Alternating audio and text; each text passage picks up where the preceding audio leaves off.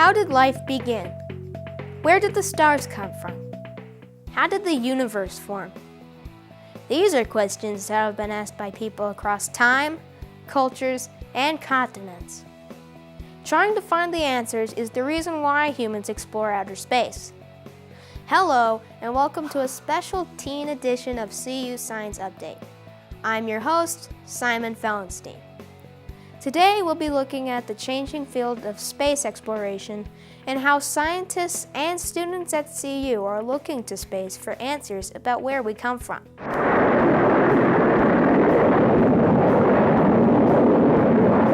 Just a few decades ago, our main goal in space science was to get human subjects to outer space.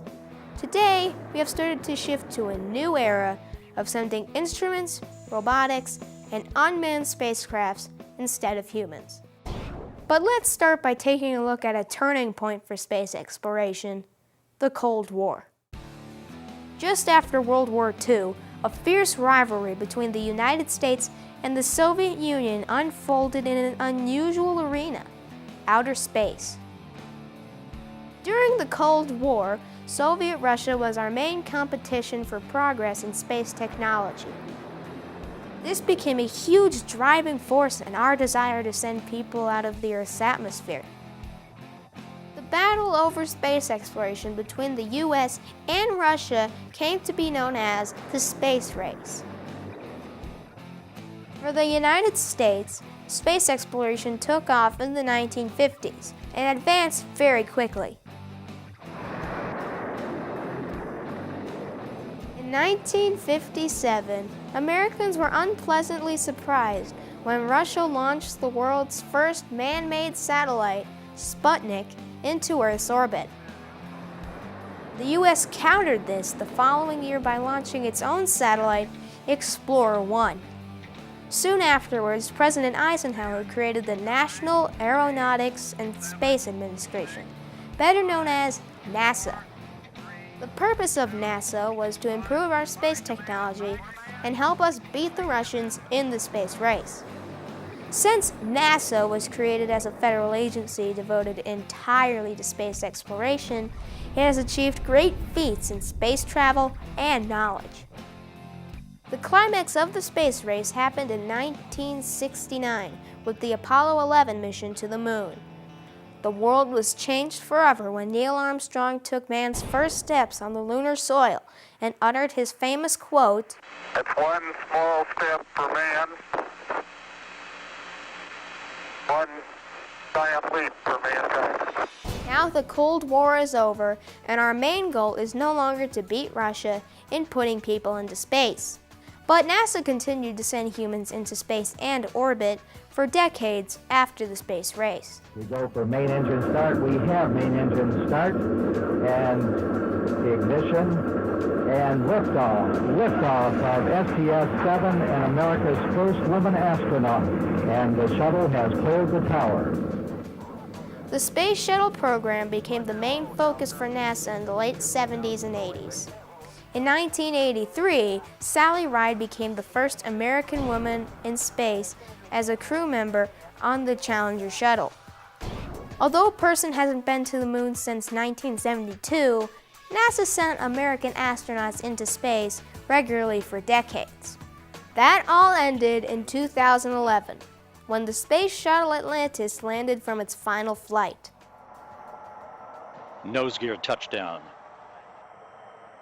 Having fired the imagination of a generation, a ship like no other, its place in history secured, the space shuttle pulls into port for the last time, its voyage at an end.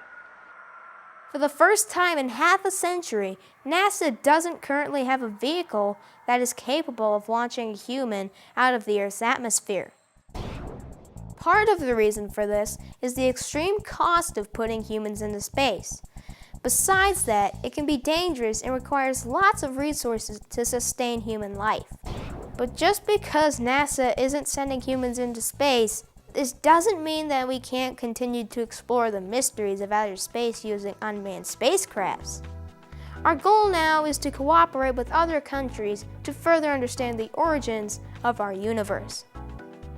Here at CU, the Laboratory for Atmospheric and Space Physics, or LASP, is working to answer some key questions about the universe. LASP was started in 1948, a full decade before the creation of NASA. Since then, LASP has been involved in missions to all 8 planets of our solar system and Pluto. It is a full-cycle space institute, which means LASP works on all the various elements of space exploration.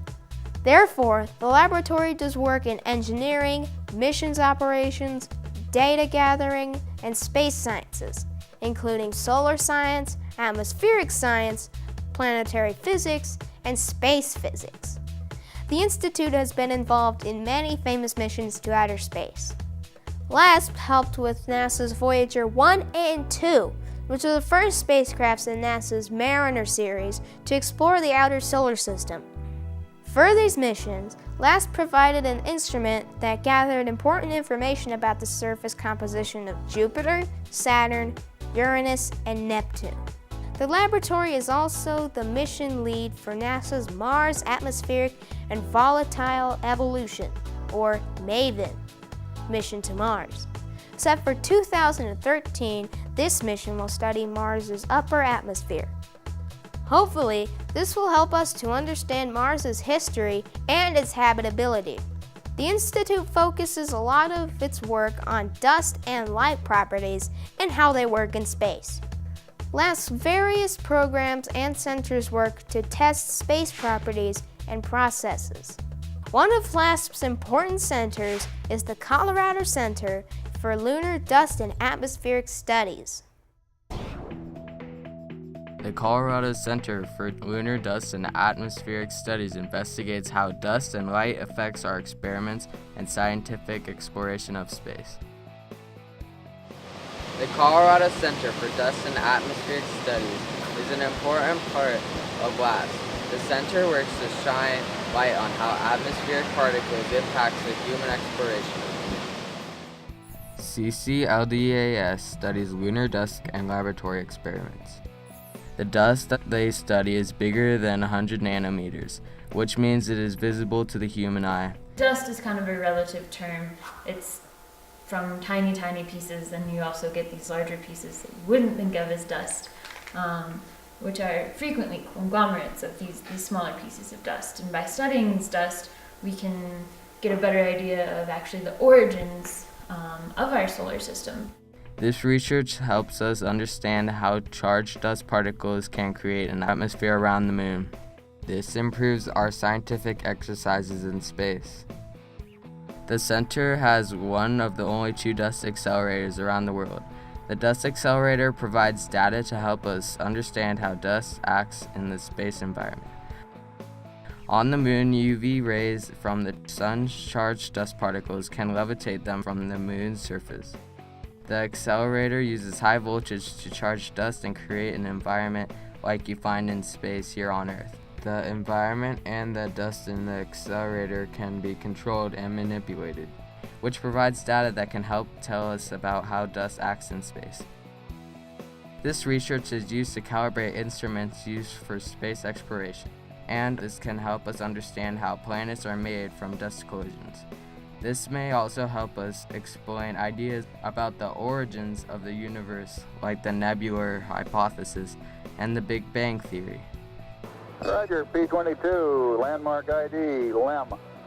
Although we don't send humans to the moon anymore, it is still a good and familiar place to conduct experiments. We're really focused on the moon as it's nearby. It's a great place to probably do some studies from and learn a lot of things about more similar bodies in the solar system. And then on a more general scale of the sort of the history of the universe, we can learn about by knowing more about dust and its interactions. The moon is an important location and research for scientists in studying outer space. That's why the research done at the Colorado Center for Lunar Dust and Atmospheric Studies is a crucial part of LASP. And an important goal for the center is to communicate what they do to the public. Part of this is their educational outreach program. CCLDAS works to educate young people about space exploration and hopefully inspire future scientists. This summer, the center has partnered with CU Science Discovery to create a class for high school students about the challenges of moon exploration. The class is called Lunar Rover, Mission to the Moon. In this class, the students design and build robotically controlled LEGO Mindstorm rovers to navigate a simulated moon surface. The LEGO rovers must deal with some of the same challenges that an actual lunar rover must face. A lot of what is required for building an actual rover is testing. So you sort of have an idea, and then if things don't work, you sort of iterate and fix them until they do work. Sort of that whole process is definitely very similar to what it's like with a real rover. And sort of having something that can traverse on a complicated terrain and take data and things like that are very similar to a real rover. The students learn about what makes the lunar surface a challenging environment to operate and how to overcome these challenges. In this process, students also learn a lot about the history of space exploration. And as we leave the moon in Taurus Littoral, we leave as we came, and God willing, as we shall return. I've learned why we're not sending people to the moon, and like the rovers that travel on the moon. It's like, well, now they're sending rovers to check out the poles, to see if there's water. The basic history, what we did during the 60s and 70s, and then what we're doing now for moon's exploration and also Mars explorations. Instructors Addie Dove and Tom Mason hope that the students will be able to take away some new knowledge about space science. I hope they'll learn a little bit about sort of the engineering process and how to design a rover, and I hope they'll learn a little bit about the moon and about previous lunar missions and current lunar exploration. Hopefully this experience will ignite a lifelong interest in space exploration for some of the students. For CU Science Update, I'm Jack Davis. LASP isn't the only place at CU that's interested in space exploration. Dr. Jack Burns is a professor at the university's Center of Astrophysics and Space Astronomy and is currently working on an exciting new mission to the moon. Dr. Burns has spent much of his career studying radio astronomy to investigate the early history of our universe. Radio astronomy is different from optical astronomy because it studies radio frequencies of celestial bodies. Optical astronomy also studies frequencies, but the ones that can be seen. Radio and light are both waveforms, but only light waves can be seen with the human eye. Studying radio frequencies can tell us just as much about our universe as can visible light astronomy. Dr. Burns is currently the PI for the Dark Ages Radio Explorer, or DARE mission. The DARE spacecraft will orbit the moon and take radio readings from the far side of the moon in order to answer some of our big questions about the beginnings of the universe. I've always been interested in astronomy since I was really young, probably first, second grade. Always been interested in the stars and astronomy. No one in my family was a scientist, so it's just kind of interesting that I had that interest all along, and was the first in my family to go to college. And after I finished undergraduate school, I was offered a summer position at the National Radio Astronomy Observatory in Charlottesville, Virginia. And I never really had done any radio astronomy before, but I spent the summer learning how these radio telescopes work and how the cosmos emits at radio frequencies. We're used to seeing things visually with our eyes, but lots of objects, stars, galaxies, quasars emit at radio waves. And so it was an opportunity to use some of these giant radio telescopes. And probably one of the most fun experience was my first trip to Green Bank, West Virginia, where the observatory has its major telescopes, and I got to operate, sit in the control chair of a 300-foot dish antenna, at that time one of the biggest ones in the world. And when my mentor turned over control of the telescope to me, I felt like Captain Kirk. on the bridge of the Starship Enterprise and in control of this giant instrument, looking at objects up in the sky that no one had ever viewed before at radio frequency. So it was a really heady experience. So like radio astroastronomy, how is that different opposed to optical astronomy? I mean, as I understand, you can see stuff that we can't see by using radio waves, but That's true, is there any other? Because the radio waves come from different processes. For example, in the sun emits radio waves, but it doesn't come from the disk of the sun, but rather comes from these outbursts called coronal mass ejections, and these tiny little electrons spiraling in magnetic fields, and that produces radio waves. And the same is true, the same basic process happens all the way out to distant quasars. So the process is different, and the aspects of objects that you're looking at are very different. You're seeing different regions, different kind of phenomena in these astronomical objects than you see with an optical telescope. The technology is very different too, because of course with an optical telescope you're looking generally at a mirror and you have light reflecting off of the mirror and then focused. With a radio telescope, instead you have this large dish where the radio waves come down, bounce off the radio dish, and then get focused, but the electronics and the receivers are very different than in optical wavelengths. So you're able to pick up like smaller objects or smaller Just details. different kind of object, different details, different aspects. The universe looks very different in radio waves. For example, when Carl Jansky did the first observations at radio wavelengths in the 1930s, what he discovered was the strongest object in the sky was not the sun, like it is invisible, but during the day, the strongest object in the sky was the center of the Milky Way galaxy.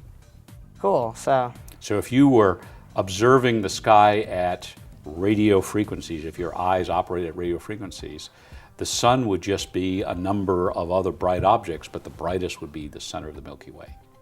Oh, that's kind of surprising. Isn't it though? Yeah. And it's just, again, the processes that operate there that are very different between the visible part of the spectrum and the radio. That's why astronomers have constructed telescopes at all parts of the spectrum. We have telescopes that operate at X-ray wavelengths up in orbit.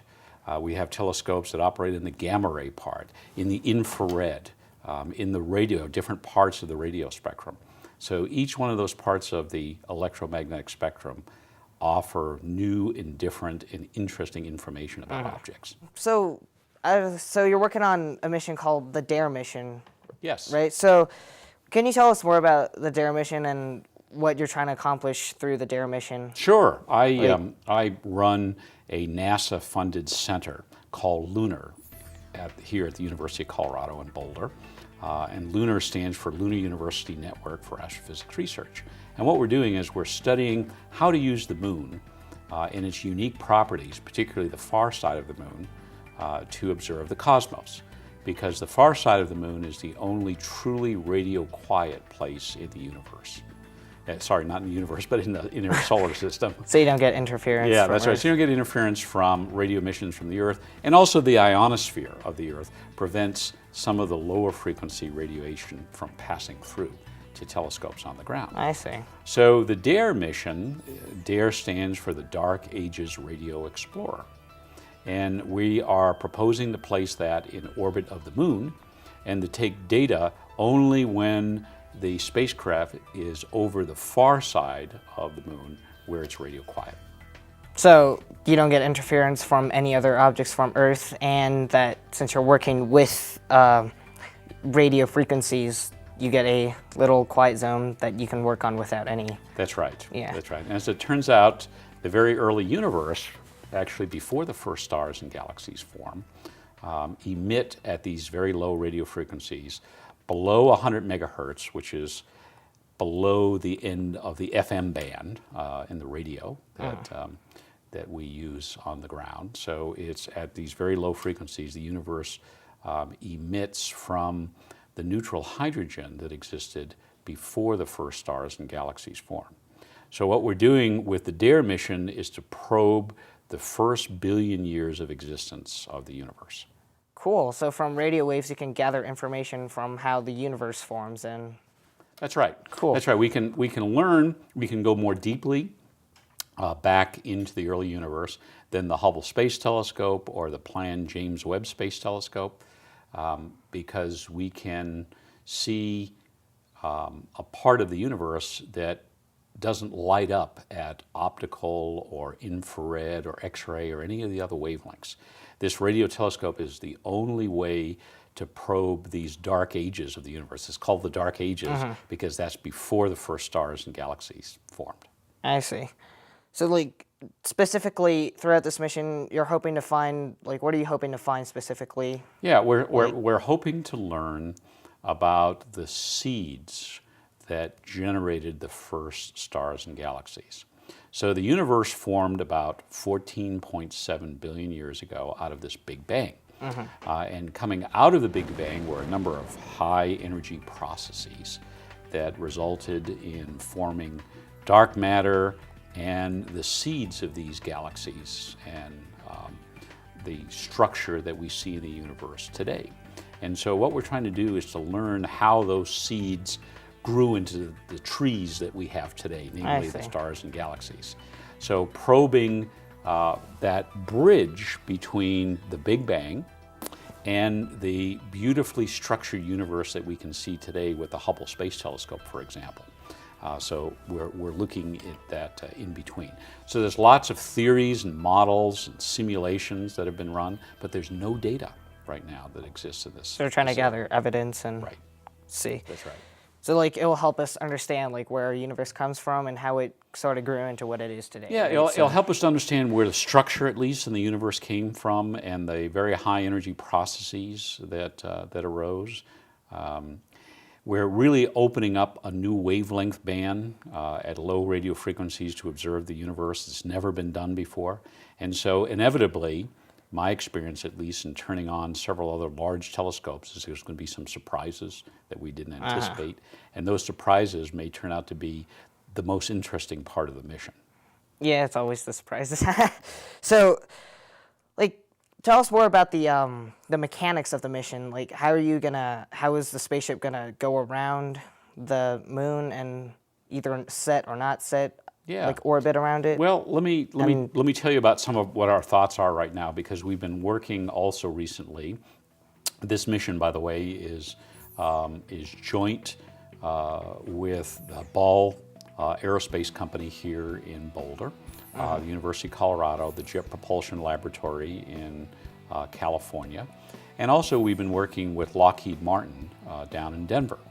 And part of the reason we've been working with Lockheed Martin is they are building the new Orion capsule that will return human astronauts into deep space, to the moon, to asteroids, and maybe eventually to Mars. And they're planning a test flight in 2017 to the moon. And we're hoping to be carried, that is the DARE spacecraft, hoping to carry that to the moon on that mission and sort of toss us over the side. And then we would go into an orbit around the equatorial zone of the moon. And it's about a 2-hour orbit. It takes about 2 hours to go around. And roughly 45 minutes of that 2 hours, we're in the radio quiet zone where we can take some data. So during the radio quiet zone, you guys take data from, for your research. And then when you loop back around towards Earth, you beam the data back to... You got it. Exactly. That's exactly right. So what we do is we recharge the batteries. We have solar panels. So we recharge the batteries and also download the data. And the plan is for the data to come right back here to the University of Colorado at LASP, where we have 3 or 4 different spacecraft are being directly controlled, including the Kepler spacecraft right now, with students from the university. It's the only location in the country where students are directly involved in controlling NASA satellites. Cool. So CU has a huge involvement in this. It does. So there would be another opportunity for science students, for engineering students, even music and arts students are some of the controllers who work for the laboratory for atmospheric and space physics LASP here on campus. So, well, how would this relate to everybody else, like the public? And I mean, it would definitely open us up to more information on how the universe formed, but like, is there any more information that the public Well, it's a would fundamental gain? question that all of us have, in probably going back for, almost millions of years when people's brains first started processing the universe. Where did we come from? Where did the universe come from? How did we get here? How did the Earth form? How did the solar system form? How did stars like the sun form? How did the Milky Way galaxy form? So we're talking with this mission to attempt to address really fundamental basic questions about our origin. How did all of this structure that we see in the universe, how did that first come into being? How did it emerge from this hot, fairly homogeneous soup of the early universe and create all of these stars, galaxies, and planets that we see today?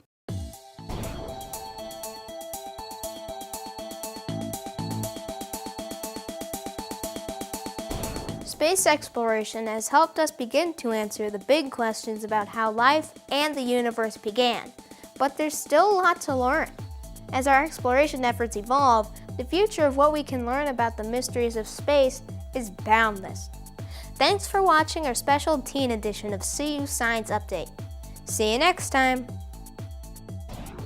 CU Science Update is produced by University of Colorado at Boulder, Journalism and Mass Communication. To download this episode and others from CU Science Update, visit the podcast section of the iTunes Store. Or you can visit our website at cuscienceupdate.com.